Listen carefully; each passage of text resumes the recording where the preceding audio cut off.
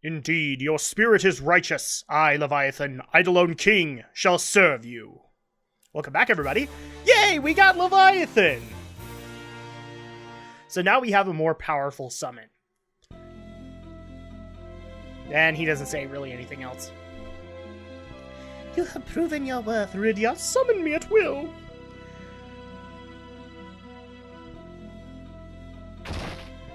So, welcome back, everybody, to Final Fantasy IV. We have just barely gotten some new summons for Rydia, which will be very helpful in the long run. And now we've kind of run out of side stuff to do, so now we actually need to take on the next point in the plot. For those who actually forgot, and if you did, I don't blame you. Hey, dude, we're using a cottage. No problem, right? We're just constructing a house within a house. So the next plot thread is that we have talked to the Dwarven King, and originally he sent us off to the Tower of Babel to get the crystals back. Because right now there's only one crystal left. So at that point, we were not able to do that. So now he wants us to go claim the last crystal to make sure Golbez doesn't get it. Where is it, you might ask? It's in what's called the Sealed Cave, and he actually did give us the key. Whereas Golbez is just trying to get in there manually.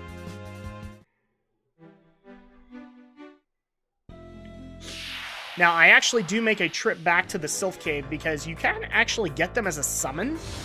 But I forgot one key element here. You actually need to get an item from Yang's wife to wake him up. And unfortunately, while I was playing through, I forgot about that, but there you go. That's how you do it. Is you actually have to go and get, I think it's a frying pan, and you have to smack him over the head with it.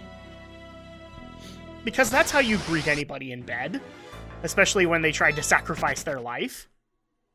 That makes sense, right? Of course it does. So right now, yeah, I'm just making my way back to the Sylph Mansion. Completely unaware of what I did. Do I eventually go back and get the Sylph Summon? Not really. I was getting it mainly to kind of fill out the list. There really isn't anything beneficial from having it. The Sylph Summon, what it basically does is it will take some of your enemy's health, a minor amount, and give it back to you as healing. Not really all that worth it. Same thing with Azura. Azura is a random healing benefit, but it doesn't necessarily have to hit you. It goes random, and it actually can hit your enemies. So that's not something I'm going to mess around with that much either. But I really just wanted to get Leviathan, because he's a really beneficial summon to have at this point. At least until we can actually get our next round.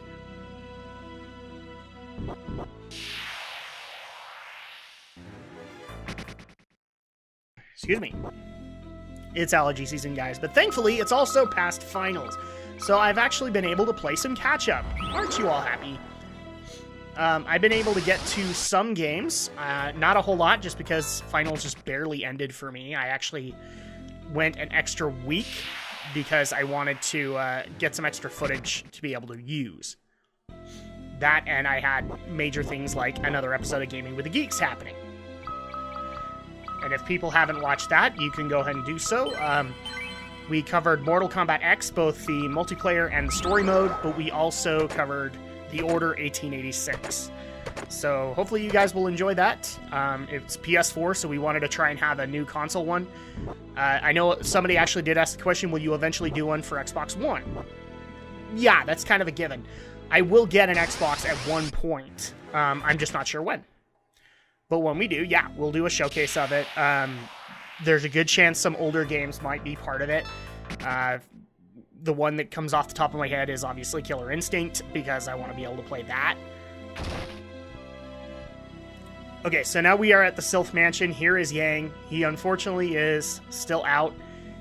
And as soon as, if you wake him up, that's how you get Sylph, is that they agree to help you. But, again, I forgot the frying pan, so... But that's okay.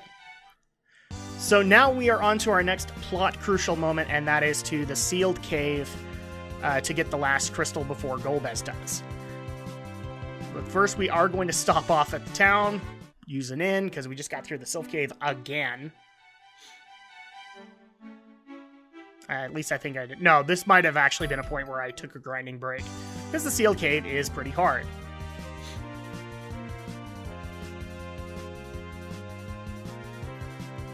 Or maybe, yeah, I think I did hit an inn. Sometimes even my actions are confusing to me. That's okay. So yeah, our next plot crucial moment is going to be the sealed cave. And it's actually going to be a while to get through that one. I don't even know what I'm doing anymore. I'm just bouncing back and forth and back and forth. Drak cannot make a decision. That's alright. Now, unfortunately, this also means that we're going to have kind of another long grind through the sealed cave. So, one of the questions that I do try and answer for people is, what games have I been playing? What do I think of them thus far? If I've beaten any. Brandish thou the seal unraveling mock, which is basically Luca's necklace that we needed to open up the sealed cave. Little necklace. Well, that was a little rude. It destroyed the necklace, but opened the door.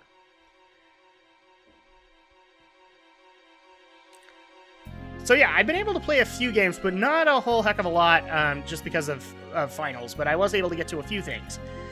First thing I want to talk about is No More Heroes. I was finally able to get back to that. And I wish I could say I made another milestone, but... Well, let me actually explain this. So this is one of the key parts of the sealed cave that makes it difficult, is 80% of the doors in it are trapdoors, so we will be fighting a lot of trapdoors. In fact, I think that's going to be the episode title, is Trapdoors Aplenty. Because why not? Which would be hard if I was not at the level that I was. This is why grinding helps.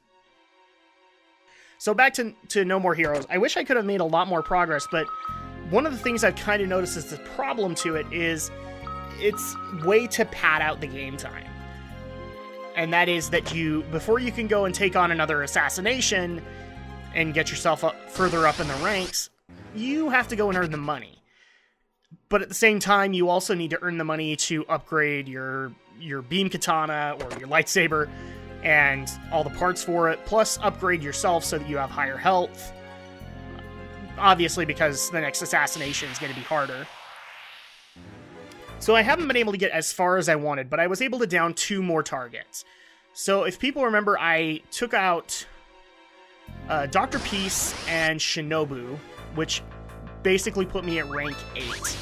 And the goal is to get to rank 1. For the stupidest reason ever, which is to... I can't even remember her name off the top of my head.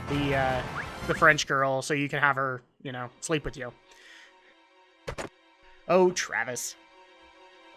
So number 7 was Destroy Man, which, in my opinion, was the funniest one. Because, he's just a regular guy when he's not in his costume, so to speak. And then when he is in his costume, he is the dirtiest fighter imaginable. But he plays himself off to be, really honorable. Which, up until this point, Dr. Peace and Shinobu have been honorable. And so at this point, you're kind of used to it. You're like, okay, this is going to go on again. And then he shows his true colors. And it's a really great reveal to be able to have that. And a lot of his moves are dirty tricks. So I appreciated that. I loved it. Destroy Man was really fun to take on. And so I advanced up to rank 7. Well, I got up to rank 6 where I dealt with Holly Summers. And I can't help but wonder if one of the reasons that we got, I can't remember her name now, it's like Whisper or something or Quiet.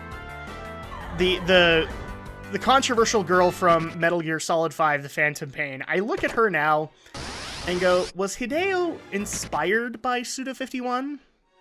Because the number 6, Holly Summers, is really close to that. I think the only difference is where Quiet has a fascination with a sniper rifle. You know, she's supposed to be like the sniper wolf of this game. Holly has a fascination with grenades. Also, she's a fun fight in the fact that... I mean, I wish I could say it was annoying, and it wasn't. Where you're fighting on a beach, so you already can kind of guess, oh, we're gonna have a bikini babe as the end guy. But at the same time, she's also dug all of these traps. And you, at least from what I could tell when I fought her, there really isn't any indication saying what's what until you've actually fallen into it. And then she'll throw in a grenade, and you're kind of screwed unless you get up in time. Which was fun. You know, every time I even got stuck, I'm like, hey, it happened again. And it just made me laugh. And the fight overall was pretty good too. I mean, it was very Metal Gear reminiscent because she uses nothing but military hardware. Except for machine guns. She never, at least I don't ever think she dug out a machine gun. Oh, the other one that was fun was whenever you do like a sword clash, she was using like one of those military grade shovels. So that was really kind of fun. I'm like, the military version of Shovel Knight. That's what that is. And I loved that fight, and I loved how it was designed. Only thing I didn't like about it was the ending of Holly Summers, you know, because obviously she's got to go down for you to advance in rank. Except she takes a very Metal Gear approach to it, and since Travis refuses to kill her, she decides to literally eat a grenade. Now that's gross, and I will say ew. But what made it worse was that Travis had to go up and hug the remains, because it only blows off like part of her head, or her head and part of her shoulder. So he has to go up and hug the remains of Holly. And that's where I went, wait, hold on, back up. That's too far. I was willing to accept the fact that she was not willing to just accept defeat. She would probably have to go down. But when you did that, Travis, that's where I went and said, no. That was too far. So I loved up until that point, but that was where it got creepy. And right now I'm actually earning money towards the number 5 kill, or the number 5 target, and I don't know who that is. So, and I'm not reading into a guide. I actually like the fact of getting when you pay for it and activating the mission, you get a light up of text saying what it is. So it's like, Destroy Man. What's that going to be about? Holly Summers. Okay, well, this was kind of predictable. Even like with Shinobu, I was like, okay, that's probably going to be a girl, but I have no idea what her thing's going to be. Oh, female ninja. Okay, that works for me. So I will let you know when I actually get to the number 5 assassination. Now that I have some free time on my hands for the summer, I will probably kick it into high gear and shift into turbo. Oh man, I had to make the Power Rangers reference, didn't I? I'll kick it into high gear and beat No More Heroes, because I'm actually getting really close to finishing that list of games. And I know a lot of people have actually been asking for, will you actually take on current games? I'd love to. In fact, I will. I'm just trying to get through this list of games before I do that. And thankfully, I'm almost done with all of the games that got recommended to me for previous gen, so I can start tackling PS4 games and Wii U games. And at some point, Xbox One games, because there are a few games I'm interested in on the Xbox One. So that is No More Heroes. The next one was the next game that I was actually able to get to was more of a guilty pleasure. It's not officially on my list, but I had basically heard, like in the middle of finals week, excuse me guys, I don't mean to cough in your ear. And I've been getting rid of them, so thankfully you guys aren't getting too mad. So I said there, what? He's not coughing. This literally came out right in the middle of finals week, And I was so stressed out that I'm like, I'm just going to pick it up. I need something to get my mind off of all the excess stress that's going on right now. So I'm just going to pick it up. People might remember, I think I was in Mystic Quest at the time, where I took on the original Broken Age. For those who don't know what that is the...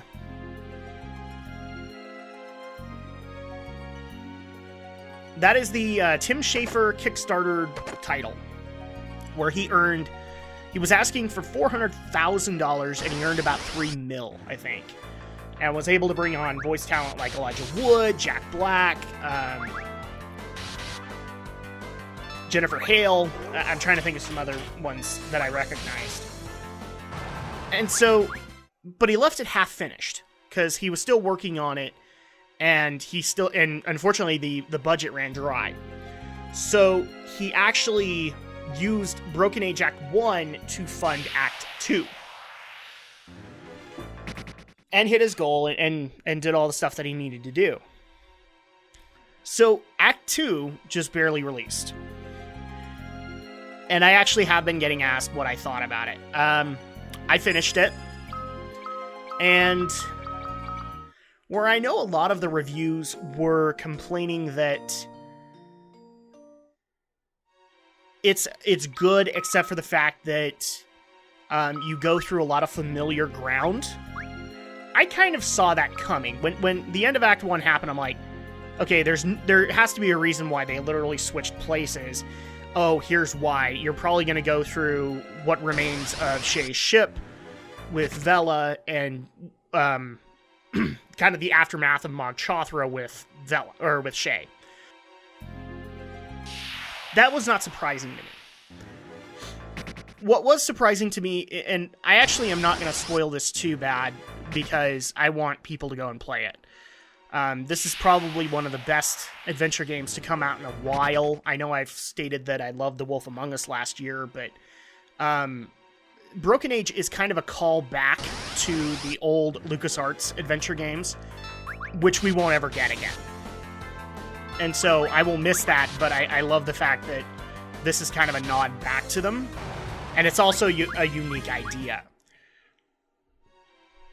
So I wasn't too mad about the fact that Shay was going through old Vela landscapes. I didn't mind the fact that Vela was going through a broken ship from Shay's run-through. That didn't bother me. Some of the plot twists, however, were very unsatisfactory and came literally out of nowhere. And I don't think ever got legitimately explained. And I don't know if they ever will. Because I don't think Tim Schafer's going to be able to get a Broken Age 2 off the ground. And I don't know if I want him to. Because I want him to be able to work on all the other titles that he would like to work on. Because I know he's both intermingled with Double Fine as well as some of the Telltale stuff. So I would love him to be able to focus on that stuff. And yeah, that was the only thing that really threw me off. There were a lot of plot twists that I just kind of had to sit there and twitch my head. It's like, wait, what? Why? Why did we have to go that direction? And the other part that was a little frustrating for me was, in the original Act 1, you could literally... I know that Tim built it so you could play in between them. In between Shay's Act and Vela's Act. But a lot of people, including me, literally just played through all of Shay's Act and then through Vela's Act. Or vice versa. You went through all of Vela's Act and then all of Shay's Act. And Act 2 actually encourages you... Actually, no, it doesn't encourage. It requires you to shift between them in order to get specific puzzles solved. That was a little frustrating to me because if they were going to do that, they should have really encouraged it in Act 1 so that you were prepared to do that. So that was a little frustrating to me. But it didn't harm the experience as much. And the way it ended, I thought was okay. I was just thrown off by some of the plot twists that they were trying to put into the game later on. And I still don't think make sense or are even relevant to the story. And if they are, then people leave comments below. I would love to say that. Overall, I'm not going to say Broken Age is a bad game. I love it. It's just some of the left hooks that it tries to throw in the last minute to make it interesting was kind of dinky. And I actually think kind of detracted from the story that they were trying to tell in Act 1, which was both were looking for something more and got more than they wanted. So, with that, we actually are at the Crystal Chamber. Yay! And now we have a Dark Crystal. Darfling! No, not that Dark Crystal. But I'm out of inventory! I don't know what happened between the PlayStation Portable and the Super Nintendo version. I swear I had more inventory in Super Nintendo. But okay, so we're just gonna swap these out. Because I'm not gonna use the Silent Bell. We have obtained the Dark Crystal. Woohoo!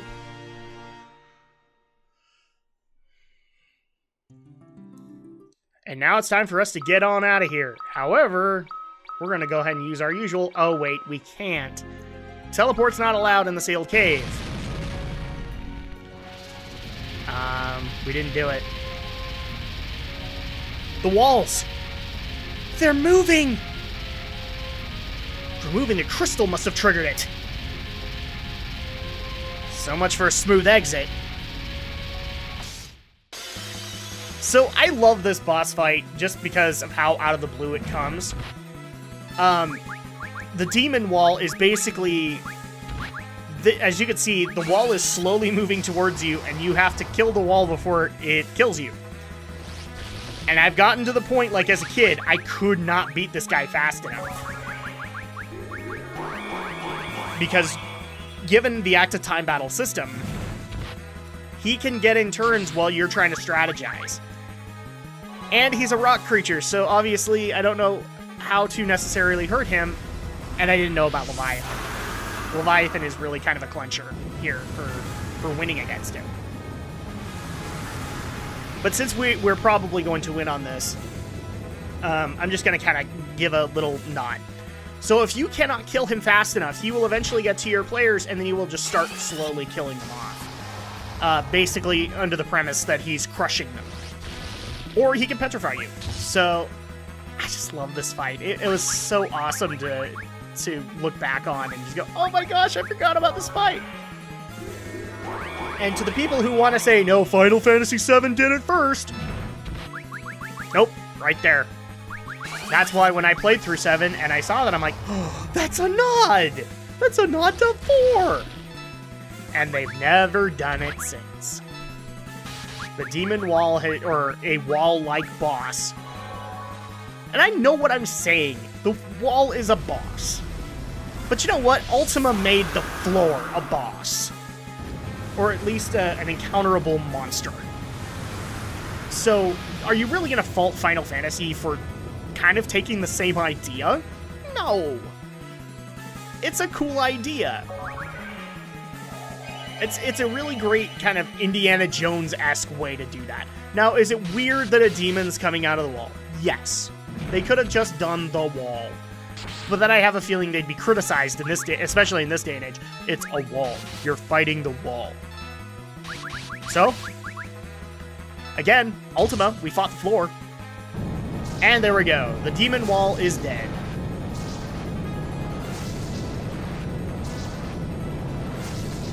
And still, it looks really cool dissolving like that. That's actually a really nice effect.